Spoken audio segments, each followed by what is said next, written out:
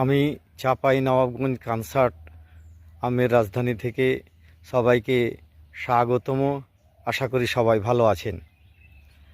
আজকে আম সম্বন্ধে কথা বলতে এসে আপনাদেরকে বলবো, আপনারা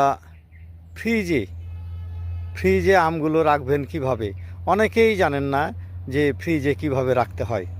তাই আমি বলি, ফ্রিজে যারা রাখবেন তারা কাঁচা আম কোনো সময় কাঁচা আম ফ্রিজে রাখবেন না, বা অর্ধ পাকা আমও ফ্রিজে রাখবেন না। সম্পূর্ণ ভালোভাবে আমকে পাকিয়ে তারপর ফ্রিজে রাখবেন। কারণ কাঁচা আম বা অর্ধ পাকা আম ফ্রিজে রাখলে ওই যেভাবে রাখবেন ওই অবস্থাতে আম থেকে যাবে। তাই আপনারাকে বলছি, আবারও বলি, যে ফ্রিজে কাঁচা আম বা অর্ধ পাকা আম রাখবেন না।